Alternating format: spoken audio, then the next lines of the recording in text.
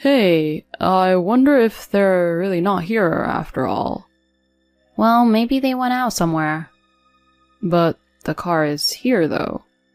When my husband said that, he took out the key to my parents' house and went inside. Huh? What's this smell? As we were wondering what the strange smell was, my husband and I witnessed an unbelievable scene right before our eyes. Dad, what on earth is going on here? My name is Harper and I'm 35 years old. It has been 5 years since I married my husband. Our first meeting was at a matchmaking party. At that time, I wasn't particularly thinking about getting married or anything, but my friend insisted that I should join, saying it would be a good opportunity. At the matchmaking party I was invited to, I met Skylar. Skylar and the other men, including him, were all elite businessmen working for the same foreign company. So it seems like my friend was determined to make the matchmaking party a success. To be honest, I thought I would be content as long as I worked and had a decent life, so I didn't change my attitude based on someone's profession. But I joined the party along with him. The women attending the party were eagerly trying to obtain something they didn't have, their eyes filled with ambition.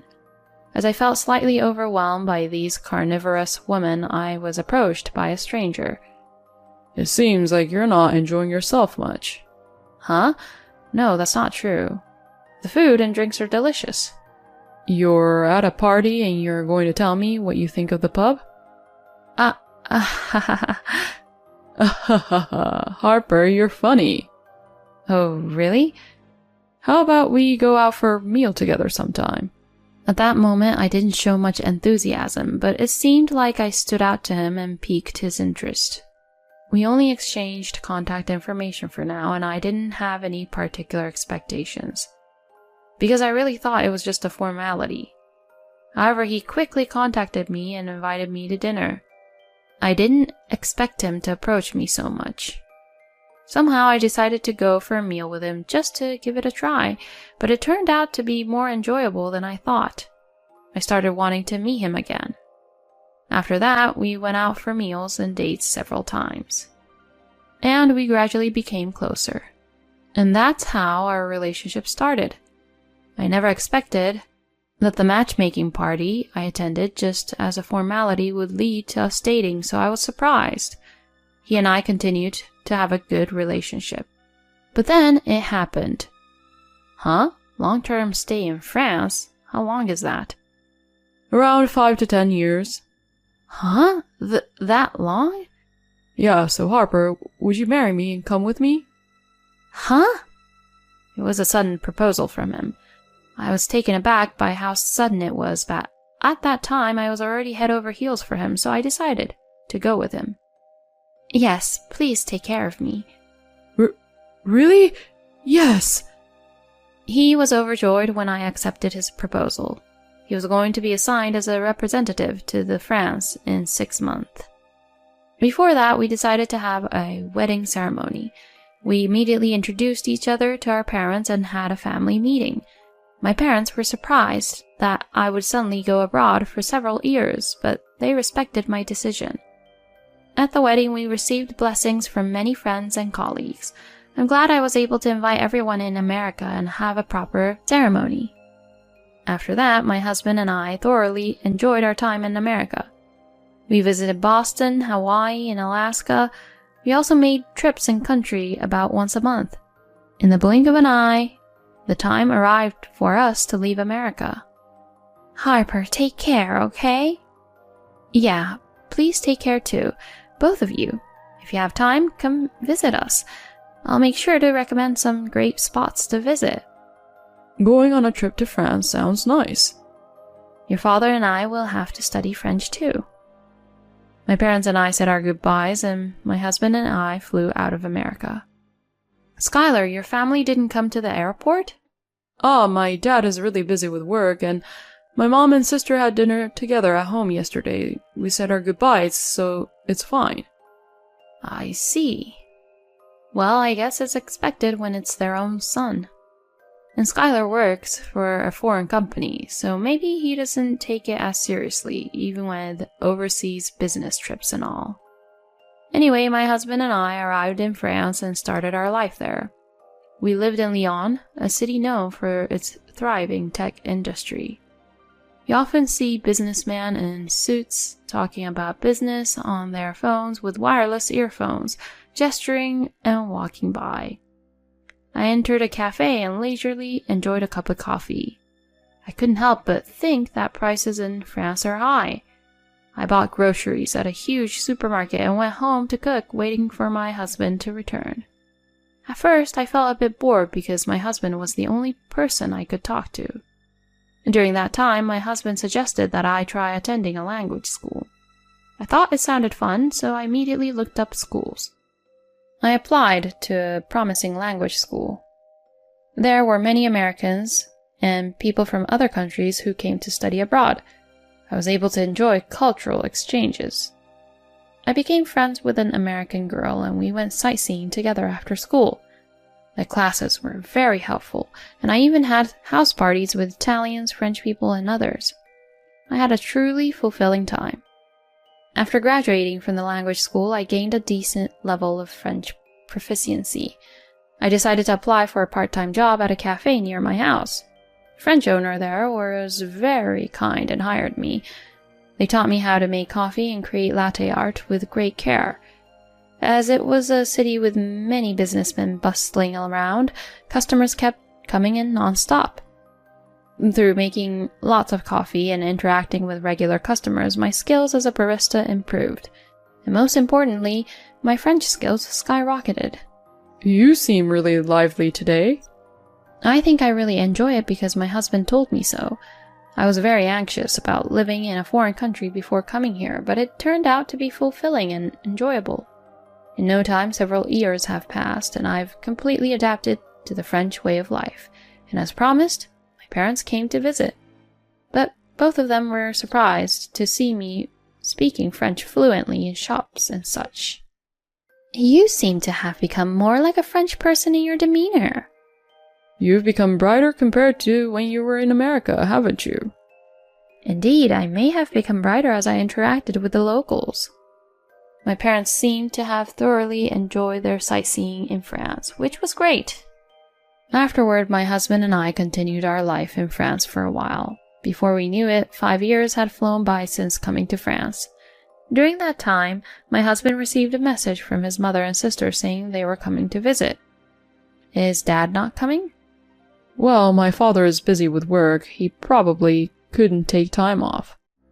My father-in-law runs his own company and works tirelessly as its president, so it seems he can't afford to take time off, like for a vacation abroad. It's been a while, you two. Finally, we've made it to Lyon. I'm excited. Show us around, please. My mother-in-law and sister-in-law were very excited. I smiled as I saw my husband gently telling them, "Don't make too much noise."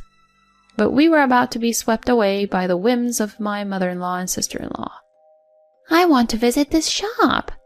I want to go to these places. The shops they pointed out were quite expensive. Are you sure you can spend that much? It's fine. It's that person's money anyway. Yeah, if we don't spend it, it'll just accumulate and go to waste. We exchanged glances, thinking about how my father-in-law must be perceived. Well, I guess it's fun since you rarely go on trips abroad. When my husband said that, my mother-in-law opened up. Oh, what are you talking about? We've been on numerous trips abroad. Huh? We've been to the Caribbean, the Maldives, Japan, Mexico, Canada, and countless of others. We've been to France too, like Paris and Marseille, but this is our first time in Lyon. My mother-in-law said those things. From the conversation we just had, I don't think my mother-in-law or sister-in-law would have brought my father-in-law. They must be spending extravagantly on every trip. My husband seemed stunned, seemingly unaware of that fact. My mother-in-law and sister-in-law didn't stay at our house, but booked a luxurious hotel for their entire stay. When it was just my husband and me at home, I couldn't help but feel concerned about their spending habits. I never expected it to be to this extent, I thought, feeling bewildered. They must be splurging without a care, since my father-in-law is a business owner with good earnings. I was grateful that, despite having a mother and sister like that, my husband had a sensible sense of money. After that, my mother-in-law and sister-in-law stayed for a few more days. Every day they spent money in a surprising manner. They were spending extravagantly, like celebrities. Well, that's a matter to be discussed between my father-in-law and mother-in-law, so I didn't particularly interfere. Still, I couldn't help but worry if it's okay to spend so extravagantly. And when my mother-in-law and sister-in-law left, I felt exhausted. It's like when you're with people who think only about themselves. It drains your mental energy. My husband also seemed quite tired. Harper, thank you so much for taking care of me these past few days. Afterward, we returned to our usual daily life. The 5 years of married life in France have been incredibly enjoyable. And my husband's overseas assignment has been extended for another 3 years. We decided to continue our life in France for the foreseeable future. And those 3 years also flew by in no time. I can't wait to experience life in America after 8 years. We've only returned to America 12 times in total, despite everything. The last time we went back was about 4 years ago, and now everything must be completely different. We concluded our long overseas assignment and returned to our home country. When we arrived in New York, we could immediately feel the familiar atmosphere and scent of America. After staying in a hotel, we immediately began searching for an apartment near my husband's workplace. We visited several properties with the intention of renting a place close to his office. We found a promising apartment and signed the contract. Then we went to visit each other's families to share the news of our return. First, we went to my parents' house. My parents were overjoyed to see me again after such a long time. However, as time passes, parents also age, so we should cherish every moment we have with them. Well, I'm almost 70 years old now. We're enjoying a leisurely life as a couple. That's great, as long as you're in good health. We shared stories and had a great time talking about our experiences in France. We ordered delicious pizza delivery and enjoyed a drink, creating a fun time together. As it was already late, we decided to stay overnight at my parents' house. A few days later, my husband and I visited my in-laws' house. But when my husband tried calling them, there was no answer. At least we wanted to give them a brief greeting, so we decided to visit their house. Looks like they're not home after all. Even when we rang the doorbell, there was no response. Well, maybe they went out somewhere. But their car is still here. Saying that, my husband took out the house key and went inside. Is it okay to enter without permission? They might just not be aware. And besides, I'm part of this family, so it's fine. Reluctantly, I followed my husband into the house. What's the smell? As soon as we entered the house, we were hit by a strong and pungent odor. Wondering what the smell was, my husband and I witnessed a shocking scene. Dad, what on earth is going on here? To our surprise, my father-in-law was crawling on the floor in his current state. We didn't ask how long he hadn't washed his clothes, but compared to the last time we saw him, he looked extremely thin. The smell was probably due to the fact that he hadn't been bathing. Dad, what happened? What about Mom? As my husband desperately asked, my father-in-law spoke in a barely audible voice, mentioning something about needing food. I quickly checked the kitchen and found a few cans of soup, so I decided to make soup for him. In the meantime, my husband cleaned up the dirty room and, following my instructions, wiped my father-in-law's body. Just that much made my father-in-law look cleaner than before. Dad, the soup is ready. Can you sit up? I'm sorry. The truth is, I injured my legs and back, and I can't get up on my own. Huh? My husband and I were speechless upon hearing this surprising fact. It seemed that my father-in-law had reached a state where he needed care, and we had no idea about it since we hadn't heard anything from my mother-in-law. In a hurry, my husband and I supported my father-in-law and helped him sit on the sofa. Then my husband cooled down the soup and fed it to his father. Ah, it feels like a dream. I can't remember the last time I had a warm meal like this. What do you mean, Dad? Let's hear the full story after we go to the hospital. We immediately called a taxi and took my father-in-law to the hospital. He was diagnosed with malnutrition and needed to be hospitalized urgently. According to the doctor, his condition was quite critical. After receiving some intravenous fluids and calming down a bit, we listened to my father-in-law's story. How could Mom and the others? The story we heard there was shocking. Apparently, a few years ago, my father-in-law announced his retirement due to the leg and back injury and entrusted the management of his company to his subordinates returning home. During that time, my mother-in-law and sister-in-law didn't provide any caregiving or household support at all. Not only that, they went out to play every day and left everything to the hired helpers. However, the helpers were only contracted for daytime assistance, and the responsibility fell on my mother-in-law and sister-in-law during the nights. My mother-in-law and sister-in-law found caregiving burdensome. Dinner consisted of leftovers or snacks, with very little and nutritionally insufficient food. My father-in-law kept losing weight rapidly. Moreover, my mother-in-law and sister-in-law frequently went on trips, leaving my father-in-law behind. Gradually, my father-in-law grew weaker, not just in his legs and back, but his arm muscles also weakened, greatly reducing what he could do. And even now, my mother-in-law and sister-in-law are on a 1-week trip to Europe. I thought I might die. Dad. My husband and I were filled with an immense anger towards my mother-in-law and sister-in-law. We decided to take legal action against them as soon as they returned to America. And it seems that my mother-in-law and sister-in-law have come back home. My husband and I immediately visited the family home. Oh, it's been a while since I heard those footsteps. So you've come back to America?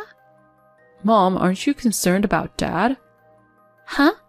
Oh, now that you mention it, he's not home. I thought you two knew and that he was just out. Don't try to deceive us. We know everything. Dad is currently hospitalized. Huh? Don't act innocent. Leaving a father who needs care and being absent from home for a whole week. What were you thinking? When my husband confronted them like that, my mother-in-law and sister-in-law seemed to resign themselves. Wow, did you guys know all of that? Skylar, you should have just asked everything without beating around the bush. Don't joke around. It's despicable to put someone's life in danger by neglecting their care. Hey, don't be so angry. We've been in trouble with that man for a long time now. You've been working all your life. You haven't spent much time at home. He suddenly made his legs and back so bad that he had to stay home all the time for care. It was a nuisance for us. So we just kept going out more and more on our end. That money came from the earnings that Dad had worked hard for all these years. In other words, if Dad wasn't here, you wouldn't be able to indulge in such luxuries. Oh, stop it. We're family, so it's fine. Yeah, exactly. It's our own business, no matter who uses it. Besides, if he had died, we would have inherited his fortune. My mother-in-law and sister-in-law laughed hysterically while saying those words. My husband and I were left speechless. There's no point in saying anything to these people. Fine, I'll get it. I'll cut ties with you, so never call me family again. Well, whatever is fine. Yeah, that's right. You've been overseas all this time, so you had no involvement. Well then, we'll be leaving now. Enjoy your peaceful days without us. My mother-in-law and sister-in-law were wide-eyed at my husband's final statement. I deliberately refrained from getting angry with them after that. A few days later, my mother-in-law made a frantic phone call to my husband. Hello, I thought we cut ties with each other. Wait, why do we have to be arrested? Oh, so the police have finally arrived. I reported it. You and my sister were considered responsible for neglecting a person who couldn't live without care. What? In other words, it's a crime for abandoning someone in a state where they require care. I think you won't escape imprisonment because the circumstances are quite severe. Why do we have to go through this?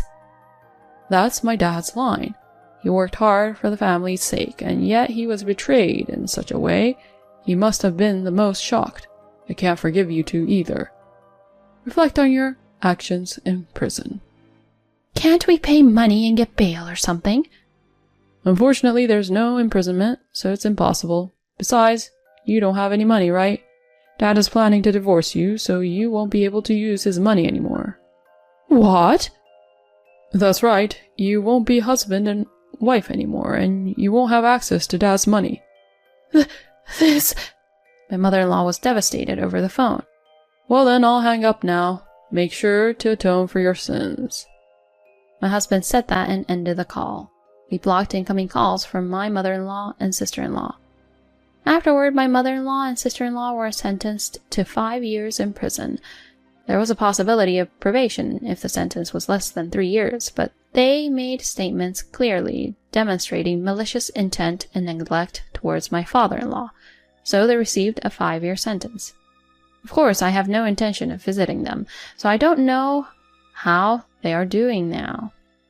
But I'm sure they are experiencing an unimaginable despair.